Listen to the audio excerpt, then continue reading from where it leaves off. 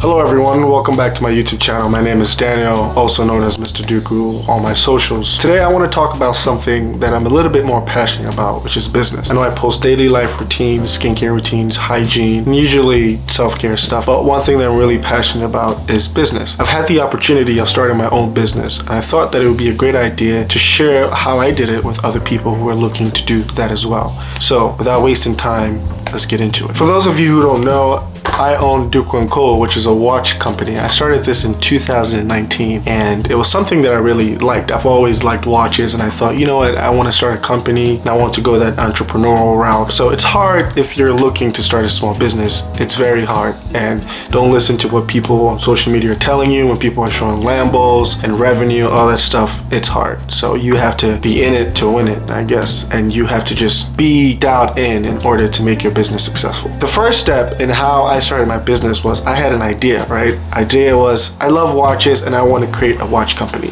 Now, the crazy thing of how I started mine was I said, you know, I want to create a watch company. And so the first thing I started doing was I started looking for design softwares where I can just design watches. And I really started with circles and squares. I used a circle for the clock and I used a square for the leather straps, and I started designing it. And I remember when I first did this, I was in Boston, you know, sitting at my brother's house. The thought just came in my mind, and that's literally how it started. So that's the first thing. Have an idea and then write it down on a piece of paper, or you can start designing. If you're good with art, you can start sketching. The second thing that you want to do is you want to figure out a name. You can't start a company without knowing what your company is going to be called. So when I had the idea and I started sketching designs out and all that stuff, I wanted a name for my company. For me, it wasn't that difficult. I wanted to go with my last name, just try to create a company out of it. So I called it Duku Co, just like how there are other companies that have that same kind of naming system, like Tiffany & Co, Maverick & Co. There are other companies that have that & Co naming system. So I wanted to do the same thing. I wanted to say Duku Co as my company. Now you want to make sure that your company name does not exist in the database as well, wherever you're registering your company, because you don't want a lawsuit down on the road. So you have to be really careful. Choose a name that's not out there, that's not registered. Just make sure that you're being very, very careful. If you have money to go with trademarking and all that stuff, you know, you do you. When you're starting out, usually you're bootstrapping, which is you're using your own money, and usually you don't have time to do all that stuff, or you don't have the money to do all that stuff. Tip that I want to give you with naming is you want to make sure that your customers are able to say the name. Your name could have meaning. It's up to you, right? It's how you want to make your business, or how you want your business to sound. But you want to make sure that your customers can say your name. I know you would want to have a nice name for your business, but also keep your customer in mind. The third thing you want to do is you want to register your company. Now, this is a very important step, because once you do that, now everything becomes legal. I usually don't put that as the first step because, you know, you're still thinking of what you want to do, all that stuff. I registered my company because I wanted my name to be stamped, and I want it to be a legal business. Because I have big thoughts for my company and big plans. I was like, I want this to be a big thing, and I'm not going to just keep doing it in the backyard. And, you know, I want to sell. I want to sell to people in America. I want to sell to people in France. I want to get my name out there, and I want this company registered, and I want to go through all the legalities, all that stuff. So that's what I did. Now, there are a lot of things that you can do when you're registering your company. You can do an LLC or a corporation. It's up to you. I started with LLC, and then the American tax system is a little bit different, because once you start out, and if you don't elect what you want to be taxed as, you're taxed as a sole proprietor, which is a single member LLC. And then as time goes on and your revenue is getting larger and larger, you can always switch to an S corporation, which is another video, and it's totally different. So I registered my company as an LLC. That's pretty much the basics. You're going to register your company with the government, and you're going to register for an EIN number, which is with the IRS. Now, once you have that EIN number with the IRS, or once I got the EIN number, everything changed. So now you just can't be careless with your business. You have to keep accurate records, or you have to do accounting, because at the end of the year, you're going to report that to the IRS. And you want to make sure that if you have profit, you're paying your taxes. If you have a loss, you still have to report that. Most banks want to see that you have an EIN number. So It's very, very important. Again, like I'm saying, a lot of people have side hustles and side businesses where they don't necessarily have all this information. They don't have, they didn't register the company. They're doing it in the backyard, just trying to make ends meet. Like I said, again, for me, I wanted to go crazy. I wanted to go out there. I wanted to go hard. So I was like, I'm going to register the company. I'm going to do accounting. I'm going to do all that stuff. And I want to make sure that this business is succeeding. So I took the registering company route. Again, if you're just starting out and you feel like, listen, I don't want to register the company. I just want to sell it to friends and family. If this gets big, I'm going to register the company. That's up to you. Now, the next thing I did was I started with my branding, which is my brand strategy, my brand positioning, all that stuff. Now, this is the hardest part because you are trying to figure out what you want your brand to do, right? You're trying to figure out, okay, there are a lot of watch companies out there. Why should we buy a Duku Co? Why shouldn't I buy your competitor? That's where branding gets in place. So that's what I started doing. And I started figuring out my logo, color scheme for the company, what kind of font we're going to use, the website, all that stuff. How do I want people to feel when they see my website? What kind of pictures are we using? Who's our target customer? All that stuff. It's a little bit complicated. If you want to start a big business or get deep in business, that's how you're going to have to start figuring out your target customer and all that stuff. So that's what I started doing. I started to figure out my logo, spoke to a couple of designers who designed my logo for me, and then we started getting to the color scheme that I wanted. Depending on how or where I wanted my brand to sit, what color am I using? What font am I using? Do I want it to be a font that gives off a funny vibe? Do I want a font that gives off luxury? Do I want a font that gives simple, sophisticated? All that stuff plays a part in it. And it's also something called brand strategy. Now, this is totally different, is figuring out who you are as a brand, right? So then you have to come up with your story. Okay, you love watches. Why did you start this watch company, right? I started it because I love watches. Sometimes it's not enough. So you have to dig deeper, talk about why you started the company. That's what I did. And then you have to show what your company is about, because when people are buying the product, sometimes they don't just buy the product, they buy the entire company. Starbucks is a good example. A lot of people don't just buy Starbucks coffee. Trust me, there are a lot of coffee shops that make better coffee than Starbucks, but people buy Starbucks because it's Starbucks. That's just, that's branding, right? Buying something because of the brand. Why would you buy a shoe with a check on it? Because it's Nike.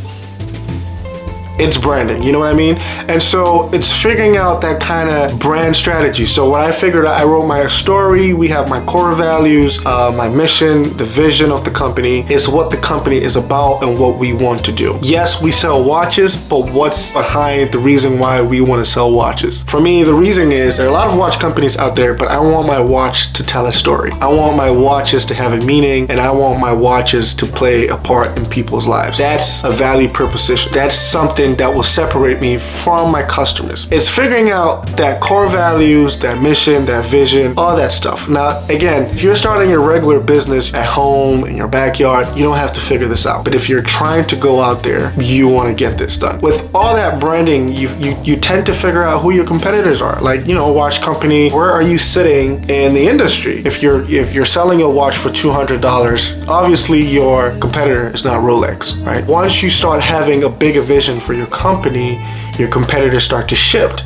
If you want to get into bags, all that stuff, then now your competitors start to be Michael Kors, Coach, all these people, Ted Baker, all that stuff, right? You want to make sure that you're branding your company well and you're sitting at a position where you feel like you can succeed. If you're positioning your brand next to like a Burberry, a Gucci, a Louis Vuitton, you're gonna have to back that up. There's nothing wrong with it. You're just gonna have to market really, really well. There's nothing wrong with shooting for the stars, but if you don't have the dollars for it, you're gonna have to figure it out. Branding is very, very important. It's what separates you from your customers, and it's how your customers are gonna easily recognize you. Now, depending on what your business is, again, this video is from my perspective. You might not have to do this, but what I did was I started looking for manufacturers. Now, there are a lot of places where you can find manufacturers. It depends on what your business is. You can manufacture in the USA, you can manufacture in Italy, Switzerland, China. You can manufacture in a lot of places. It depends on you and what you're looking for. A lot of the manufacturing in this world goes on in China. China makes some cheap stuff.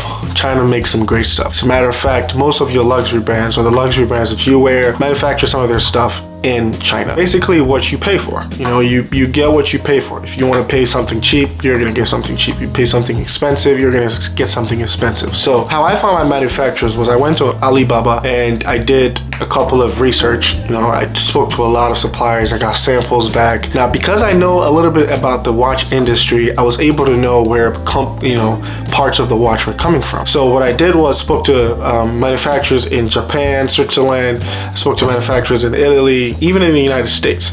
And so for me, what I'm able to do is we're able to get parts from different parts of the world. We're able to get some from Japan, we're able to get some from Switzerland. And you know, with the leather, we can either go with one in China, the United States, we can go with the one with Italy. It all depends on the price point we're looking for. So what happens is I got a couple of samples back from manufacturers, and then I chose the manufacturer that I wanted on Alibaba. We send pictures, we talk, we have conversations, they send samples back, if this is what you want, stuff like that. When you're starting out, you're gonna have to use your dollars and try to bootstrap.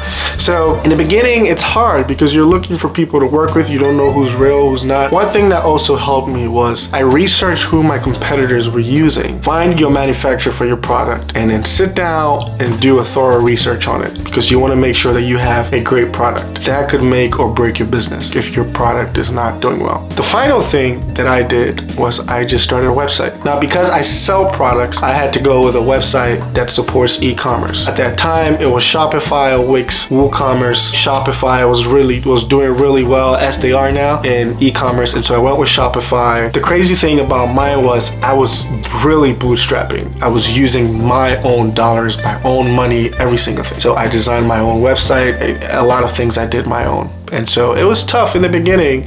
But as time went on, I think once you start growing and you make some, income, you're able to give some stuff away. And so, I started a website, we built it, basic website, just to give that presence out. I put every single piece of information in there, my story, all that stuff. All of a sudden, I have a business. I got an idea, I figured out the name, found some manufacturers, I figured out my entire branding, my logo, my colors, font, my brand strategy, what I wanted to do. I figured all that stuff out. And then I started a website. So all of a sudden, everything that I had in my brain is now online, which is it's very cool to see. I started in 2019 and we're still going. 2020 was our best year. Everyone was online, and because we sell mostly online, we had a lot of sales. How things are going, I think this year is also gonna be probably our best year too. This was just a quick video. Again, like I said, I'm very passionate about business, and so I want to be talking about business regularly on my channel, and I want to make sure that people who are looking to start small businesses understand where I've been. I don't want to take this video as an opportunity to shove my business on you guys. This is just a video to talk about small businesses, and if you're looking to start, it's hard, but you have to do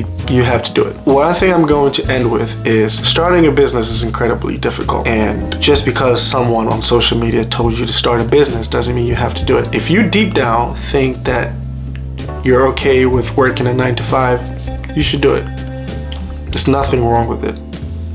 There are a lot of people that succeed with 9-to-5s. There's nothing wrong with it. However, if you're not okay with a 9-to-5 and you want to do something, you can start a business. You just have to be incredibly devoted to your business. It's tough. Put in the work, and one day you're gonna be successful. I'm not successful with my business. I don't want to come off as that. I'm still working hard, but I've been able to start a business, and so that's why I'm sharing this kind of information with you. So again, thank you so much for tuning in. I want to make another video on business soon, so hopefully, I don't know, maybe next 2 weeks or next week, but I'm also going to do the vlogs, which is a huge staple of my account. So thank you for watching, and you have a wonderful day.